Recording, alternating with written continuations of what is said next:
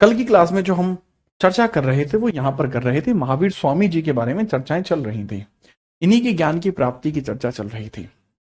फटाफट से बता दीजिए, यहां तक किसी छात्र को किसी प्रकार की कोई समस्या तो नहीं है। इसके बाद ही आगे बढ़ा जाएगा और चीजों को बहुत बेहतर तरीके से आगे बढ़ाया जाएगा। ठीक है, चलिए फटाफट से बताइए। ठीक है, चलिए।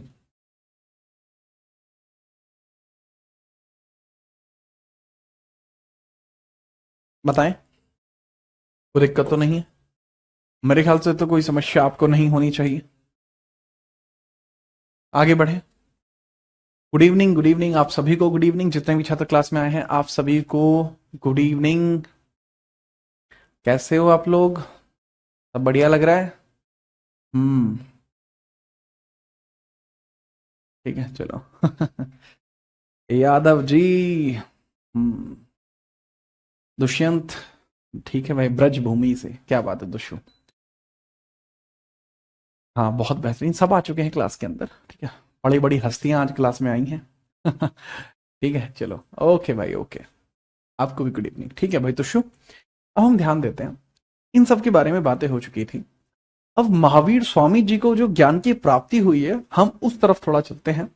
कल हमने उनका इंट्रोडक्शन आपको करा दिया था। आज हम ज्ञान की प्राप्ति के बारे में बात करेंगे। ठीक है, ठीक है, चलिए नोट करिए और लिखिए। 30 वर्ष की आयु में अपने भ्राता नंदीवर्धन से आज्ञा लेकर वर्धमान जी के द्वारा गृह त्याग कर दिया जाता है। इसको आप लिखिए। जैसा मैंने बताया, 30 वर्ष की आयु में, 30 वर्ष की आयु में वर्धमान जी अर्थात क्या? वर्धमान। वर्धमान किसका नाम है? महावीर स्वामी। वर्धमान अर्थात महावीर स्वामी। महावीर स्वामी जी के द्वारा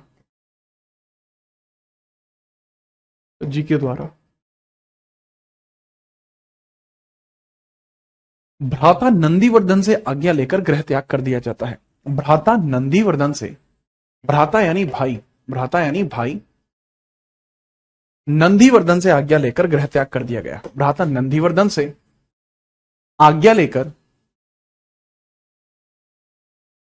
आज्ञा लेकर गृह त्याग किया गया। आज्ञा लेकर गृह त्याग किया गया। गृह त्याग किया गया। तो यहां गृह त्याग इनका देखने को आपको मिल जाएगा। इसको इंग्लिश में भी लिख लेंगे। ठीक है, Vardhaman, Vardhaman took permission from his brother, took permission from his brother and renounced his home, and renounced his home. Vardhaman, Vardhaman took permission, took permission from his brother, from brother. Brother का नाम क्या था बाबू? नंदीवर्धन। भाई का नाम था नंदीवर्धन। ठीक है, नंदीवर्धन। ठीक है, याद रखना। तो brother Nandivardhan took permission from Nandivardhan and renounce house, and renounce house, and renounced house. क्या करा नंदीवर्धन ने? नंदीवर्धन ने अपने भाई को आज्ञा दे दी। रीजन क्या था?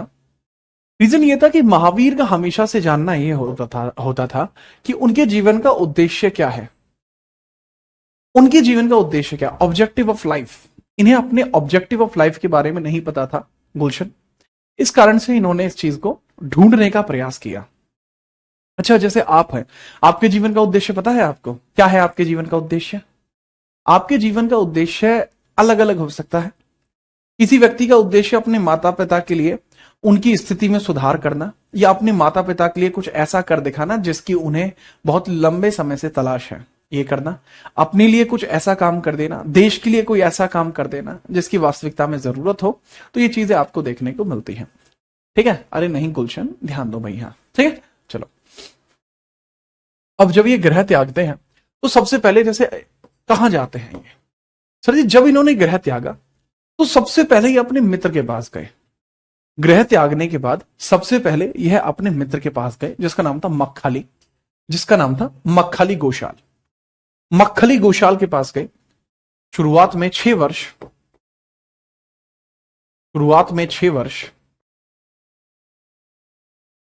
जो अपने पूरे लाइफ टेन्योर का हिस्सा था, उस लाइफ टेन्योर के हिस्से में 6 वर्ष मक्खली गोशाल के साथ रहे, जो इनका दोस्त है। 6 वर्ष मित्र मक्खली गोशाल के पास रहे, मक्खली गोशाल के पास रहे, के पास रहे। ठीक है, तो क्या बताया मैंने, शुरुआत में 6 वर्ष किसके पास रहे हैं, मक्खली गोशाल के पास रहे हैं। ठीक है, in start he stayed at Makkhali Goshal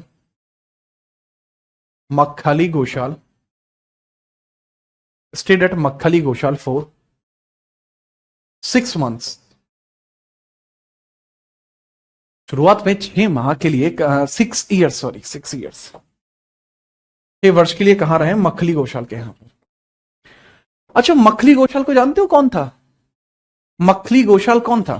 ठीक है, चलो मक्खली गोशाल कौन था बाबू, मक्खली गोशाल के बारे में अगर मैं बात बताऊं, कौन था मक्खली गोशाल, बात करते हैं मक्खली गोशाल कौन था। सर जी, मक्खली गोशाल आजीवक संप्रदाय का साधु है, आजीवक संप्रदाय के साधु हैं ये। मक्खली गोशाल वो हैं जिन्होंने आजीवक संप्रदाय शुरू करा, आजीवक संप्रदाय के शुरुआत करने वाले, आजीवक संप्रदाय संस्थापक, संप्रदाय संस्थापक। अब ये आजीवक संप्रदाय क्या है, आजीवक कम्युनिटी फाउंडर, आजीवक कम्युनिटी फाउंडर,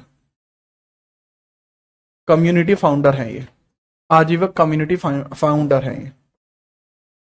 क्या होती है आजीवक कम्युनिटी, क्या होती है बाबू, अब ये बता दीजिए क्या होती है आजीवक कम्युनिटी। प्यार से बताता हूं, जो अविजक कम्युनिटी होती है, जिसको आजीवक सेक्ट भी आप बोल सकते हैं, संप्रदाय भी आप बोल सकते हैं। व्हाट इज दिस, देखो कुछ ऐसे लोग होते हैं जो किस्मत के सहारे रहते हैं। किस्मत, ये किस्मत क्या चीज होती है, किस्मत मतलब देखिए होगा तो होगा, नहीं होगा तो नहीं होगा। अगर आप भी घर बैठकर होगा तो होगा, नहीं होगा तो नहीं होगा बोले, तो आपको लगता है कि क्या वो चीज उचित रह सकती है? देखिए, मेहनत का कोई विकल्प नहीं है, किस्मत सेकेंडरी है, द्वितीयक है। प्राथमिक आपकी जो योग्यताएं हैं वह आपका कर्म निर्धारित करेगा। जैन धर्म डिपेंड किस पे करता है, जैन धर्म डिपेंड करता है कार्यों पर। किस्मत जैन धर्म के अनुसार नहीं होती है। लेकिन जो मक्खली गोशाल है, इनके द्वारा जो स्टार्ट किया जाता है आजीविक संप्रदाय, इनका मानना है कि किस्मत ही सर्वोपरि है, किस्मत में होगा तो झक मार के आएगा, नहीं होगा तो नहीं आएगा। परंतु ऐसा नहीं है, जब तक आप मेहनत नहीं करेंगे तब तक वो चीजें नहीं होंगी। ठीक है, चलो योगेंद्र, इसको आप समझ लेना। इसके बाद वो निकल जाते हैं अपने परम ज्ञान की प्राप्ति की तलाश में, फिर वो निकल जाते हैं। फिर उन्होंने 12 वर्ष तक तप किया, इन्होंने 12 वर्ष तक तप भी किया है, 12 वर्ष तक इन्होंने तप किया, 12 वर्ष तक इन्होंने तप किया, तप किया। किसने 12 वर्ष तक तप किया? किसकी बात कर रहा हूं मैं? महावीर स्वामी की बात कर रहा हूं, महावीर स्वामी जी की बात कर रहा हूं, महावीर स्वामी। तो इन्होंने क्या किया बाबू, he was in penance for 12 years. Penance का मतलब होता है तप करना। डिड पेनेंस फॉर 12 ईयर्स, 12 वर्ष तक बाबू इन्होंने तप किया है, पेनेंस किया है 12 वर्ष तक। तो कई बार पूछा जाता है कि क्या शुरुआत में, ठीक है, क्या शुरुआत में ही इनको ज्ञान की प्राप्ति हो गई, यानी लंबे समय तक नहीं रहना पड़ा? देखो, अगर मैं बात करूं इनके द्वारा जो यहां पर जो तपस्या की गई है या कुछ भी किया गया है, ठीक है, उसके बारे में समझना वो किस प्रकार से है, वो बहुत ध्यान से समझना। इन्होंने जो तप किया है उसमें शुरुआत जो अपने तप की करते हैं, शुरुआत करते हैं अशोक के वृक्ष के नीचे स्वर्ण बालुका नदी के पास। इसकी शुरुआत जो की है इन्होंने 12 वर्ष में से प्रारंभिक एक वर्ष में, प्रारंभिक यानी इनिशियली पहली वर्ष में, प्रारंभिक फर्स्ट ईयर में अशोक वृक्ष के नीचे, इनिशियली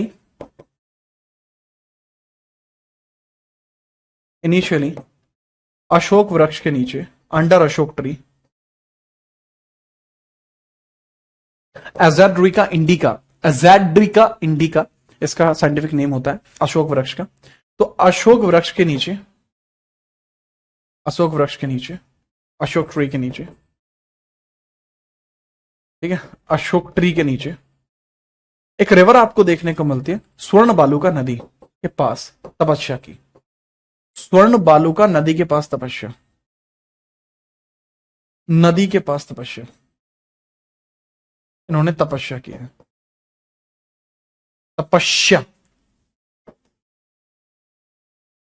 तपस्या की। ठीक है, चलिए सर आपने तो 83 दिन में ज्ञान प्राप्त बताया था। विवेक बाबू, वो 83 दिन में जो ज्ञान प्राप्त हुआ वो पार्श्वनाथ को हुआ है, ठीक है, जो 23वें तीर्थंकर थे उनकी बात है, ठीक है जी हाँ।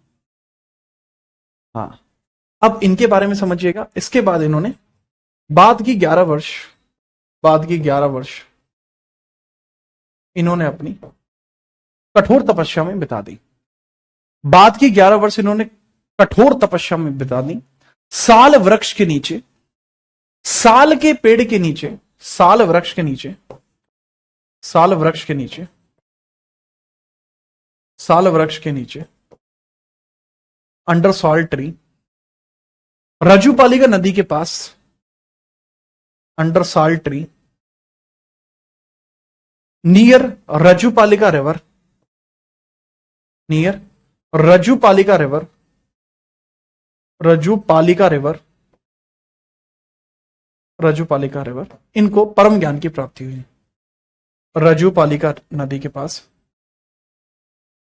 रजुपालिका नदी के पास इनको परम ज्ञान की प्राप्ति हुई, परम ज्ञान की प्राप्ति हुई।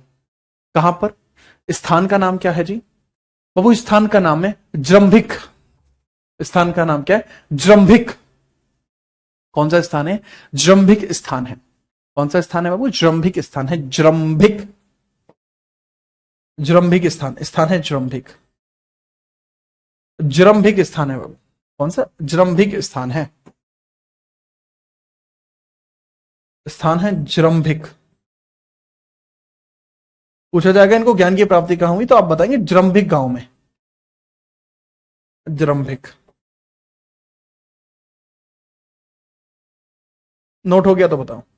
जृंभिक में इनको ज्ञान की प्राप्ति हो गई। ठीक है, चलिए तो बड़े प्यार पूर्वक इसको आप लिख लीजिएगा।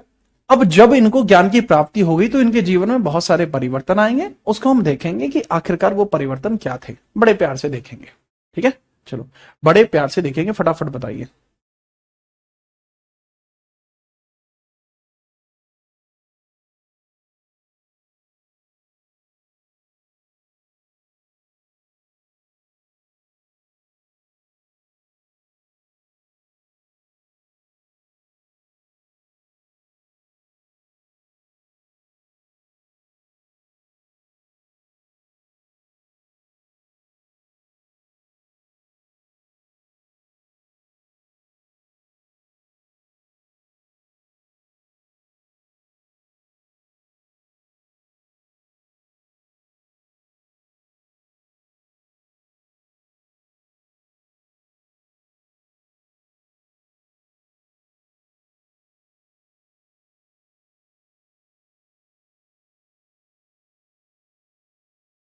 ठीक है बाबू, ठीक है। क्या हुआ पलक? ज्ञान की प्राप्ति तो एक्सपीरियंस से होती नहीं, ज्ञान की प्राप्ति आप अपने आप को जान लीजिए, वही ज्ञान की प्राप्ति होगी। आप अपने आप को जान लीजिए, वही ज्ञान की प्राप्ति होगी। ठीक है, चलो। नहीं, आज पॉलिटी की आपकी क्लास होगी, मैं इसके बाद पॉलिटी की क्लास आपके बैच में लूंगा। नेक्स्ट आगे बढ़िए। ठीक है, बहुत ध्यान से मेरी बात को समझना, शांति से सुनो। ठीक है, ओके। इसके पश्चात क्या होता है? ज्ञान प्राप्ति के बाद महावीर स्वामी, ज्ञान प्राप्ति के बाद जब इनको ज्ञान की प्राप्ति हो गई, ज्ञान प्राप्ति के बाद, अच्छा ज्ञान प्राप्ति का वास्तविक मतलब क्या है? जब आप प्रत्येक प्रश्न का जवाब दे पाए, वही ज्ञान की प्राप्ति है। जैसे आप हैं, है ना, आप हैं, आप मुझसे कोई भी चीज पूछते हैं, अगर मैं आपकी प्रत्येक बात का उत्तर दे पाऊंगा, तो वही ज्ञान होगा। अब उसमें ये नहीं होगा कि सर आप मुझे बता दीजिए मेरे दिमाग में क्या चल रहा है, नहीं। आपके जीवन संबंधित जितने भी प्रश्न हैं, आपके जीवन संबंधित जितने भी प्रश्न हैं, ठीक है, वो सारे के सारे बताते हैं कि भाई अगर उनका सबका उत्तर आपके पास है तो आपको ज्ञान है, नहीं है तो नहीं। ठीक है, ये इस प्रकार से चलता है। ज्ञान प्राप्ति के बाद महावीर स्वामी को अन्य नाम दिए गए। महावीर स्वामी जी को अन्य नाम दिए गए। महावीर स्वामी जी को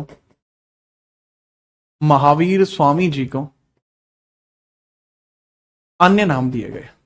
वो अन्य नाम दिए गए। तो इसको समझिएगा, ठीक है। अनदर नेम्स ऑफ महावीर स्वामी क्या क्या दिए गए, जैसे इनको जिन कहा गया। बहुत इंपॉर्टेंट होता है इनको जो जिन का नाम मिला है। इनको जो जिन का नाम मिला है वो इन्हीं की वजह से मिला है। केवलिन मिला एंड निग्रंथ मिला। जिन, केवलिन और निग्रंथ। केवलिन और निग्रंथ, इनको ये 3 नाम मिले।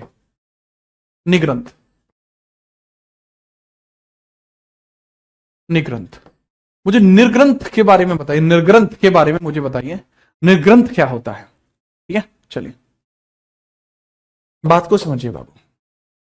निर्ग्रंथ का मतलब होता है बंधनों से मुक्त। Free from bondages. Free from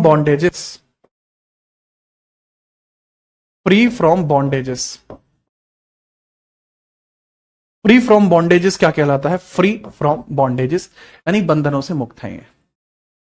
ठीक है, जिनको बोलते हैं जिन, जिसने सब कुछ जीत लिया हो, वही जिन कहलाएंगे। ठीक है, केवलिन का मतलब होता है आवश्यकता के अनुसार इसका अनुसरण किया जाता है। ठीक है, फिर भी मैं बताता हूं इसके अंतर्गत इन सब का मतलब क्या होता है, वास्तविक मतलब, एक्चुअल मीनिंग इसकी क्या होती है। ध्यानपूर्वक समझिएगा कि भैया जी, इनके द्वारा आत्मा व शरीर के बीच जो होता है वो केवलिन होता है। ठीक है, आत्मा व शरीर के बीच का संबंध केवलिन है।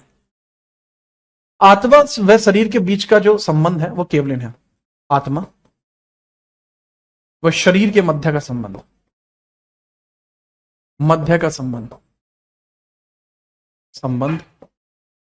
केवलिन है। Relation between soul and body. Relation between soul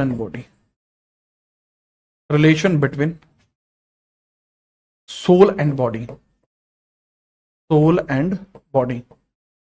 तो आपकी आत्मा और आपके शरीर, इन दोनों के मध्य का जो संबंध है वो केवलिन है। जिनका शाब्दिक अर्थ है विजेता। इस शाब्दिक अर्थ है इसका,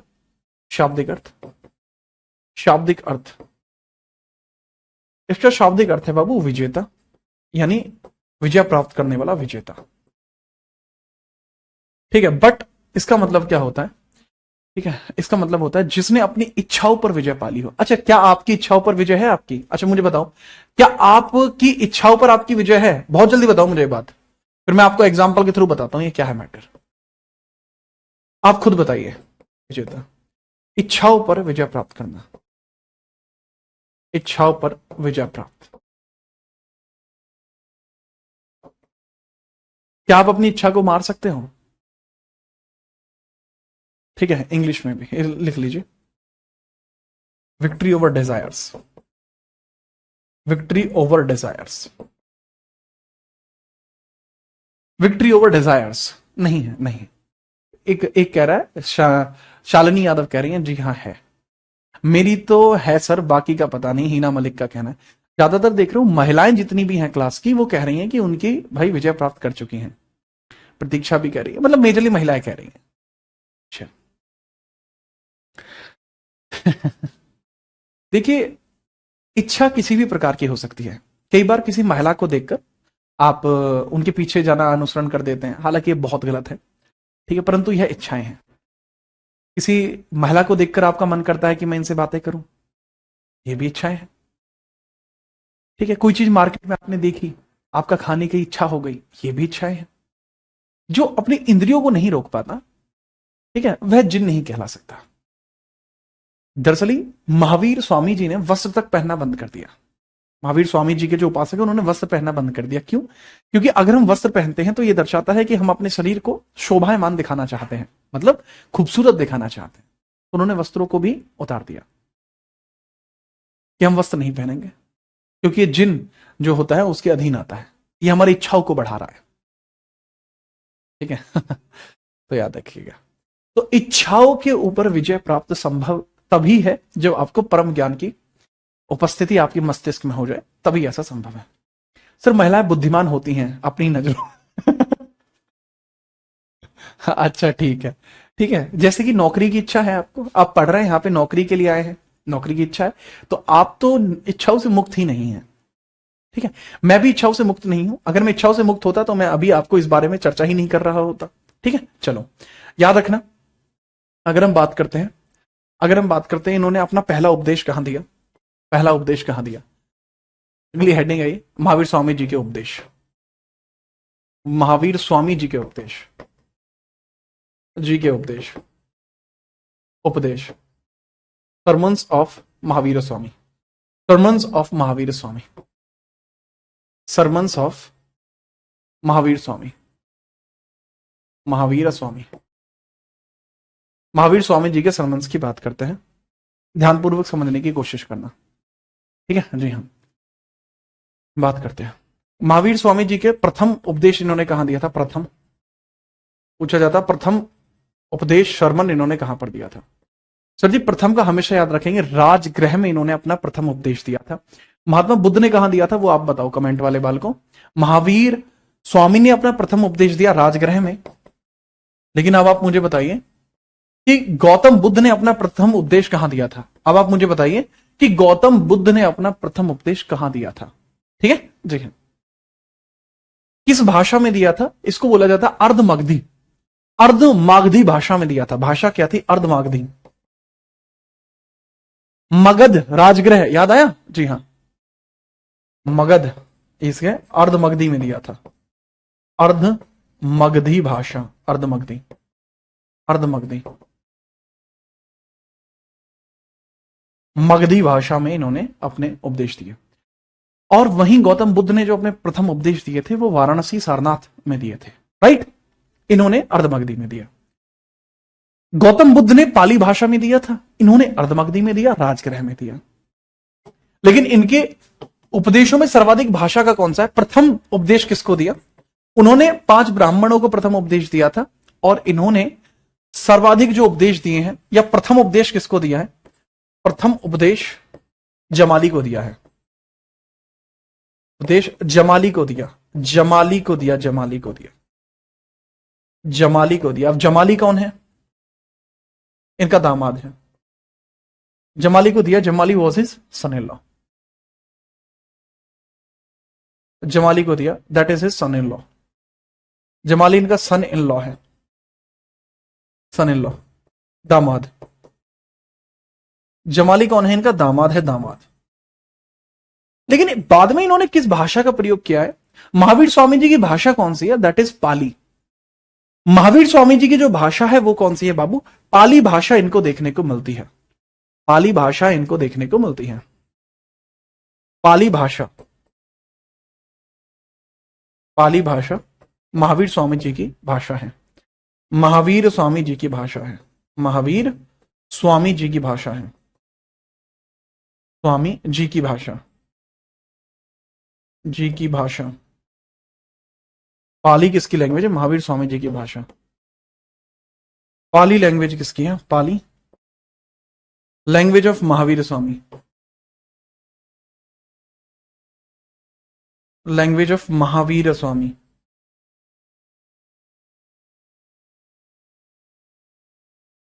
लैंग्वेज ऑफ महावीर स्वामी कहा जाता है। ठीक है, चलिए बहुत ध्यान से आप इसके अंदर देख लेंगे। ठीक है, चलो। नहीं नहीं, पाली, पाली नहीं है, सॉरी सॉरी सॉरी सॉरी, धत्तरी की पाली नहीं है, पाली नहीं है, I am sorry about it. Pali नहीं है, प्राकृत है। पाली जो थी वो गौतम बुद्ध की थी, गौतम बुद्ध की है, पाली इनकी प्राकृत है, प्राकृत है बाबू, I am sorry about it. Prakrit, Prakrit, Prakrit, I am sorry about it, बाबूजी प्राकृत होगी I am sorry about it. शुरुआत में इन्होंने अर्धमगधी यूज करी, बाद में ये प्राकृत भाषा में आ गए। ये लीजिए, ठीक है।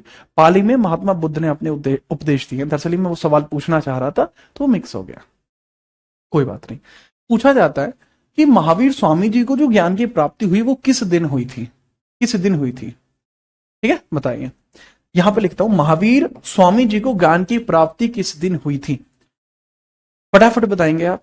वैशाख दशमी आपको याद रखनी है, वैशाख दशमी आपको याद रखनी है। महावीर स्वामी जी को ज्ञान की प्राप्ति किस दिन हुई थी? महावीर स्वामी जी को ज्ञान की प्राप्ति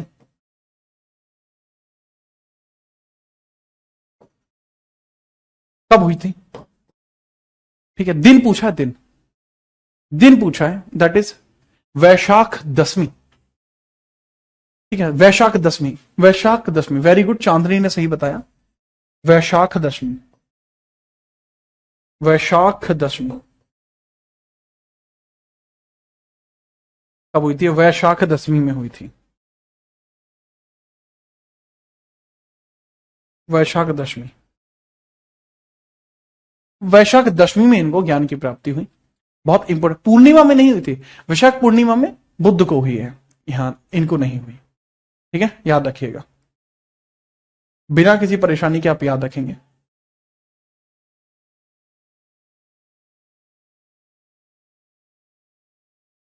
जैन धर्म अपनाने वाली प्रथम महिला, इनके बारे में लिखिएगा।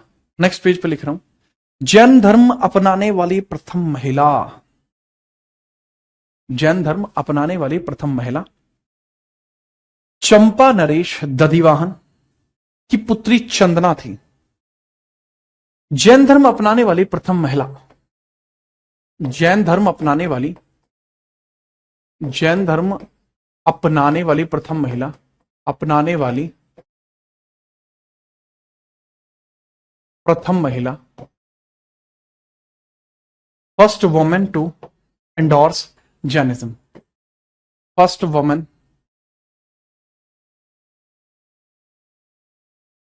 To accept Jainism, that is, ठीक है, कौन थी? चंदना। कौन थी बाबू? चंदना थी। चंदना किसकी पुत्री थी? चंपा नरेश Dadhivahan, Chandana daughter of Dadhivahan, daughter of Dadhivahan, Dadhivahan की पुत्री। चंपा का नरेश था, चंपा किंग, चंपा नरेश दधिवाहन की पुत्री, दधि वाहन की पुत्री, दधि वाहन की पुत्री, दधिवाहन की पुत्री। तो दधिवाहन की पुत्री आपको ये देखने को मिल जाएगी, चंपा। अबे चंदना, चंपा तो नरेश है, ये चंपा तो राजा है, चंपा नरेश, चंपा नरेश का मतलब है king of Champa, king of Champa, king of Champa बोलेंगे इसको। ठीक है, याद रखना, क्लियर? जी हां। अब होता क्या है कि महावीर स्वामी जी ने क्या करा, अपने जितनी भी शिक्षाएं हैं, इनकी जितनी भी शिक्षा हैं, इन्होंने समस्त शिष्यों को 11 गणधरों में विभाजित कर दिया। नहीं, मैं बिजनौर नहीं आ रहा हूं, कल एक दूसरी जगह जाना है, बिजनौर नहीं आ रहा हूं मैं। ठीक है, गणधरों में विभाजित कर दिया, 11 गणधरों में विभाजित कर दिया था। ठीक है, लिख लेना। महावीर स्वामी जी ने, स्वामी जी ने अपने शिष्यों को, अपने शिष्यों को 11 गणधरों में विभाजित किया, गणधरों में विभाजित किया, गणधरों में विभाजित किया, विभाजित किया। तो कहने की बात क्या है, महावीर स्वामी महावीर स्वामी, ठीक है, डिवाइडेड हिज स्टूडेंट्स इन 11 गणधर, मतलब हिस्से कर दिए, राइट, हिस्से कर दिए। क्लियर? जी हां। और याद रखना, महावीर स्वामी जी के शिष्य, महावीर स्वामी जी के शिष्य, महावीर स्वामी जी, इनके शिष्य क्या कहलाए? निर्ग्रंथ कहलाए। इनके शिष्य निर्ग्रंथ कहलाए, निर्ग्रंथ कहलाए, निर्ग्रंथ कहलाए, निर्ग्रंथ कहलाए, निर्ग्रंथ, बंधनों से मुक्त, वही इनका शिष्य कहलाया जो बंधनों से मुक्त था। ठीक है, याद रखना। क्लियर है? बहुत बढ़िया सर जी, मजे आ गए। अब बात को समझना, ठीक है, बहुत बहुत, बहुत ध्यान से मेरी बात को समझना। गणधर क्या होते हैं? ग्रुप्स ऑफ स्टूडेंट हैं, ग्रुप्स ऑफ स्टूडेंट हैं। ठीक है, समझ गए सर जी? ओके। 10 गणधरों की डेथ इन्हीं के मतलब मॉनिटर हैं एक तरीके से। क्या है बाबू? एक तरीके से मॉनिटर है कि इनके मान के चलो 10,000 इनके डिवोटीज हो गए, मतलब फॉलोअर्स हो गए, तो उनमें जो मेन फॉलोअर्स हैं, जो मेन फॉलोअर्स हैं, डिवाइडेड स्टूडेंट्स, ठीक है, या फॉलोअर्स जो मेन है, उसमें 11 गणधर कहलाए कि एक गणधर के अधीन 10,000 लोग आ गए, दूसरे गणधर के अधीन 20,000 लोग आ गए, इस तरीके से। ठीक है सर। निर्ग्रंथ बाबू, इनके शिष्य निर्ग्रंथ कहलाते हैं और इनके जो मेजर फॉलोअर्स थे वो 11 गणधर में विभाजित हो गए। नहीं समझ में आई बात आपको? अब तुम समझ नहीं पाते। ठीक है, देखो, बहुत दिमाग लगाना एक। ठीक है, kindly make your sense here. ठीक है, अच्छा ना मानेगा? यहां ध्यान दो, यहां है स्वामी जी। ठीक है, स्वामी जी को संभालने हैं 20,000 लोग, 20 के लोग इनको संभालने हैं 20,000। अब ये अकेले तो नहीं संभाल सकते, तुम्हें पता है ये बात। तो इन्होंने क्या काम करा, इन 20,000 लोगों को डिवाइड कर दिया। इसको 2,000 2,000 2,000 2,000 2,000, 1 2 3 4 5 6 7 8 9 10, ऐसे 2,000 के टुकड़े कर दिए। ठीक है, अब इन सबके ऊपर जो हेड होगा, इन सबके ऊपर जो हेड होगा उसको एक गणधर बोल लिया। इन सबके ऊपर जो हेड होगा उसको एक गणधर बोल दिया कि इनके और स्वामी जी के बीच में एक व्यक्ति रहेगा, उसको कहा जाएगा गणधर। ठीक है, इसको क्या कहा जाएगा? गणधर कहा जाएगा। तो कहने की बात क्या हुई, ये गणधर यानी बहुत सारे लोग इसके पास है, राइट। तो गणधर, ये एक गणधर हो जाएगा। यहां हर एक जगह एक एक गणधर होगा जो स्वामी जी को, ठीक है, महावीर स्वामी जी को उन सब के बारे में बात बताएगा। पता है समझ में आई बात? चंपा का नरेश कौन था? दधिवाहन। This was Gandhar. ठीक है बाबू, चलो इस तरीके से करके गणधर आपको यहां देखने को मिले हैं। लेकिन 10 गणधरों की डेथ इन्हीं के सामने हो गई थी। 10 पीपल्स डाइड, 10 गणधरों की मृत्यु, गणधरों की मृत्यु, 10 गणधरों की मृत्यु स्वामी जी के सामने हो गई थी, महावीर स्वामी जी के सामने हो गई थी। महावीर स्वामी जी के समय हुई, जी के समय हुई। एक बचा था, 10 died before him, 10 died before him. तो जो 11 थे उसमें से 10 इनके सामने ही मर गए। उम्र कम थी उनकी, उनकी उम्र कम थी, राइट। हाँ, लेकिन सुधर्मण एक ऐसा बचा जो जीवित रहा। सुधर्मण इकलौता बचा जो 11वां था, एकमात्र जीवित बचा सुधर्मण, एकमात्र जीवित रहा सुधर्मण, एकमात्र जीवित रहा। कौन जीवित रहा? सुधर्मण। धर्मण, सुधर्मण। भाई सुधर्मण नहीं मरा, ठीक है, चेला बोल सकते हैं, हाँ ठीक है। सुधर्मण, सुधर्मा नहीं, सुधर्मण, सुधर्मण जीवित रहा। इन्हीं को कहा जाता है प्रथम ठेरा। क्या कहा जाता है बाबू? प्रथम ठेरा कहा जाता है। इनको क्या कहा जाता है? इन्होंने प्रथम उपदेश दिए थे, इन्होंने प्रथम उपदेश दिए थे, प्रथम उपदेश दिए। महावीर स्वामी जी के बाद इन्होंने ही प्रथम उपदेश दिए थे। इन्होंने प्रथम उपदेश दिए थे। इसको थेरा कहा जाता था। Thera, first sermon given by him. First sermon given by him. First sermon by him. First sermon by him called as थेरा।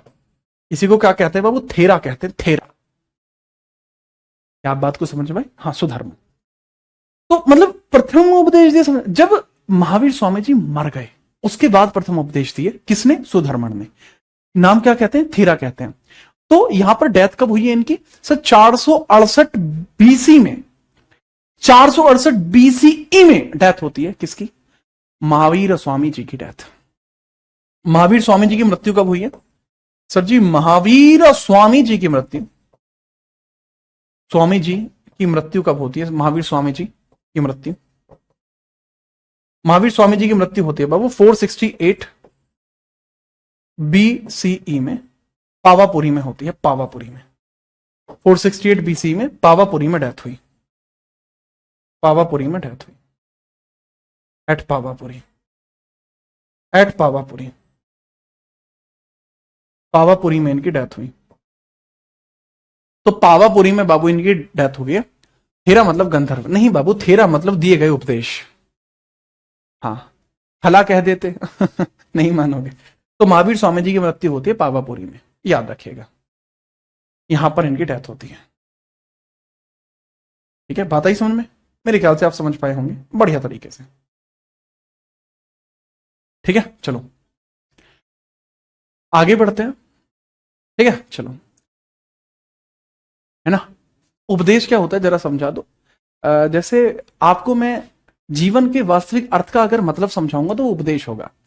अमरिंद कह रहा है इसका मतलब क्या है? जैसे मैंने आपको बताया कि यह संसार दुखों का कारण है। आप इस संसार में आए अर्थात आप अपने साथ कुछ दुखों को लेकर आएंगे। आपके होने से कुछ दुख होंगे और आपके जाने से भी बहुत दुख होंगे। तो संसार में आपका उत्पन्न होना दुखों का कारण है।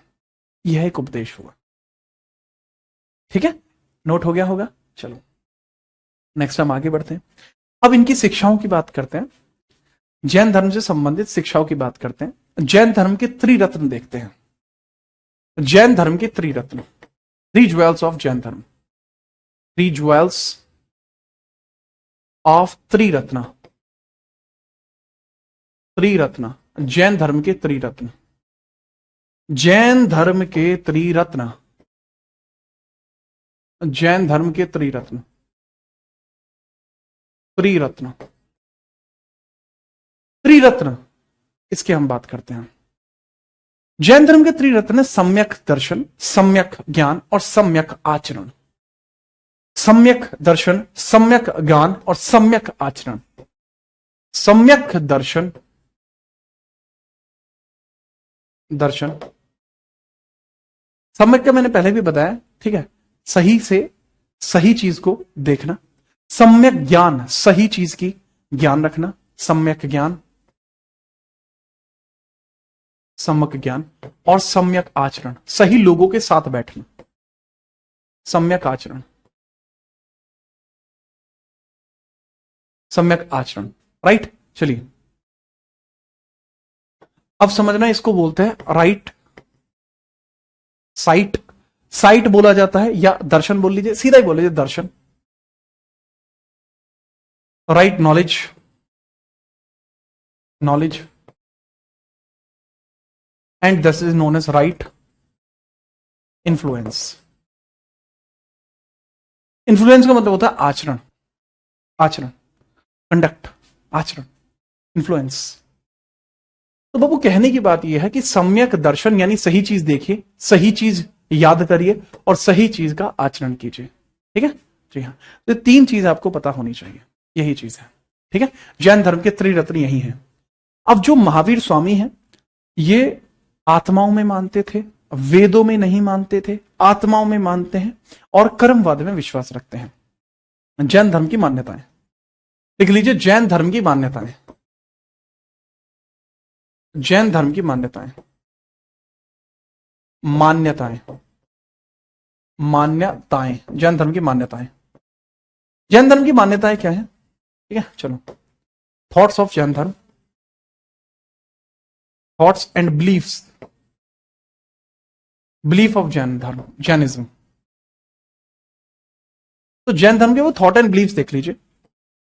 आत्मा में यह मानते हैं, ठीक है, आत्मा में यह मानते हैं, आत्मा होती है, सोल होती है, ये मानते हैं, जी हां होती है, आत्मा होती है, ठीक है। कर्म, कर्मवाद होता है, कर्मवाद होता है, ठीक है। चलिए, वर्क्स या कर्मा इफेक्ट बोलते हैं इसको, कर्मा, कर्माज होते हैं, जो आप करेंगे वो आपको भोगना ही पड़ेगा, जो आप करेंगे वो आपको भोगना ही पड़ेगा, इस बारे में बात की गई है। अगर आपने कुछ किया है तो वो आपको भोगना पड़ेगा, ठीक है, याद रखना। प्लस ये मानते हैं कि वेद नहीं है, या वेदों को जरूरी नहीं समझते, ठीक है, वेदों को जरूरी नहीं समझते, ठीक है, वेद में विश्वास नहीं रखते, वेदों में विश्वास नहीं है, विश्वास नहीं है, विश्वास नहीं है। No belief in Veda, no belief in Ved, वेदों में भरोसा नहीं रखते हैं, इनका मानना है कि वेद वास्तविक नहीं है। इसके अलावा ये कर्म पुद्गल में मानते हैं, तो मैंने आपको बताया।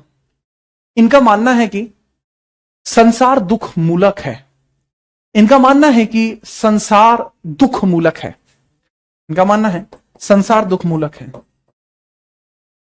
दुख मूलक है, दुख मूलक है। वर्ल्ड इज सोरोफुल, सोरोफुल,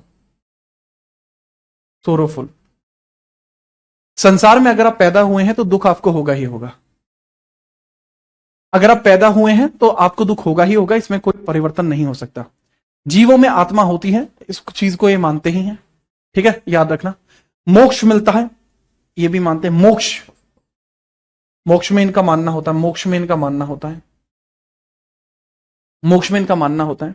मूर्ति पूजा में ये भरोसा नहीं करते, ठीक है, चलो समझ लो, मूर्ति पूजा में ये भरोसा नहीं करते, मूर्ति पूजा में, आइडल वॉरशिप में ये पूजा नहीं करते, मूर्ति पूजा ये नहीं मानते, आइडल वॉरशिप ये नहीं मानते, आइडल वर्शिप ये नहीं मानते। बुद्धिज्म में आइडल वर्शिप होती है, बुद्धिज्म में, बुद्धिज्म जो होता है वो सोल को नहीं मानता, आत्मा को नहीं मानते, बुद्ध ये आत्मा को मानते हैं। बुद्ध में मूर्ति पूजा होती है, मूर्ति पूजा, लेकिन ये मूर्ति पूजा नहीं करते, ठीक है, मूर्ति पूजा होती है बुद्धों में। आइडल वर्शिप होती है बुद्धों में, आइडल वर्शिप होती है, और यहां आइडल वर्शिप नहीं होती, बुद्ध, ठीक है। कृपया करके इसको लिख लीजिए बाबू, ठीक है, चलिए, ठीक है, नोट करिए, ठीक है, ओके, बेहतरीन।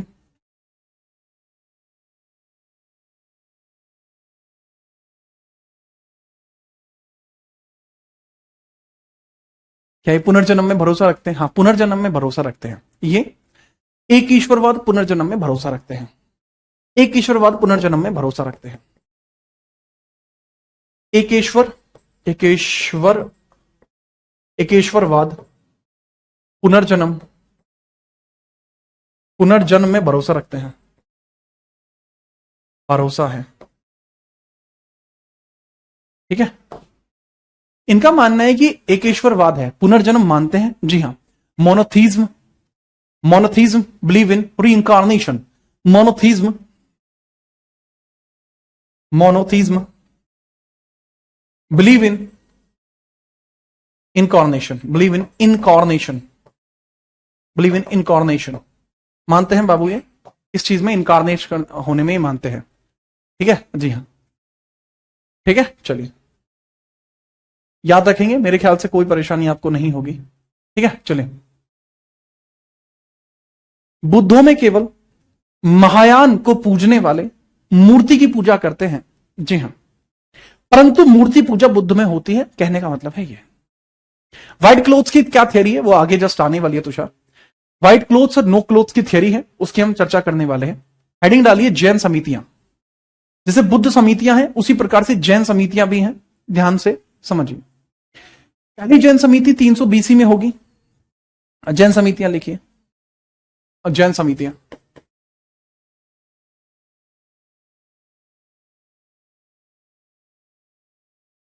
जैन समितियां, जैन काउंसिल्स। जैन काउंसिल्स के बारे में समझते हैं। दो जैन काउंसिल्स हमें देखने को मिलती हैं, एक 300 बीसी में, बीसीई में। ओल्डेस्ट फॉर्म में बीसीई 300 देखने को मिलती है, दूसरी देखने को मिलती है 512 में, 512 बीसी। ये देखने को मिलती है पाटलिपुत्र, और ये देखने को मिलती है वल्लभी, ये वल्लभी में, और ये देखने को मिलती है पाटलिपुत्र में। पाटलिपुत्र में, पाटलिपुत्र, पाटलिपुत्र, पाटलिपुत्र कहां पे आज की डेट में? पटना। वल्लभी कहां है? गुजरात में, गुजरात में है, राइट। इस समय अध्यक्ष की बात करूं, अध्यक्ष की बात करूं, देखो इस समय अध्यक्ष स्थूल भद्र, स्थूल भद्र, और यहां है देवर्धि, यह है देवर्धि, देवर्धि है यहां पर जो अध्यक्ष है, और यहां स्थूल भद्र अध्यक्ष है। स्थूल भद्र नाम का अध्यक्ष है, स्थूल भद्र, स्थूल भद्रा, स्थूल भद्रा, स्थूल भद्रा, स्थूल भद्रा यहां अध्यक्ष है बाबू, अध्यक्ष चेयरमैन होता ना, जैसे महाकश्यप आपको देखने को मिलता है बुद्धों में पहला, राइट। हाँ ऐसे ही यहां पर स्थूल भद्र और देवर्धि। देवर्धि का पूरा नाम देवर्धि क्षमा श्रवण था, क्षमा श्रवण था, क्षमा श्रवण, देवर्धि क्षमा श्रवण, क्षमा श्रवण, क्षमा श्रवण, देवर्धि क्षमा श्रवण, देवर्धि क्षमा श्रवण, ये बाबू आपको देखने को मिलते हैं अध्यक्ष। कृपया करके इसको लिख लीजिए, कृपया करके इसको लिख लीजिए, कृपया करके इसको लिख लीजिए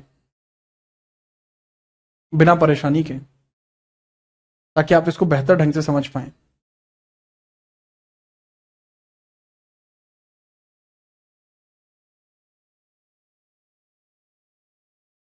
जब पहली मीटिंग हुई उस समय राजा कौन था? That was Chandragupta Maurya.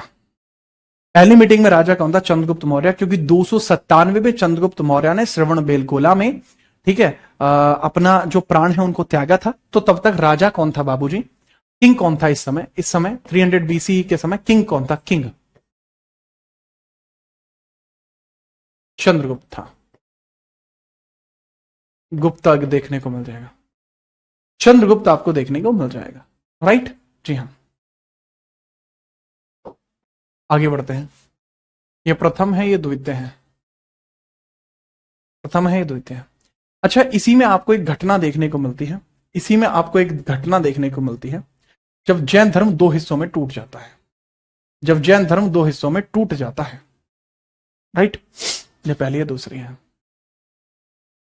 322 Babu, 300 BC है, ठीक है। ये बीसी नहीं होगा, ये एडी होगा, 512 एडी होगा ये, क्योंकि दूसरी मीटिंग बाद में हुई है, काफी लेट हो गई है।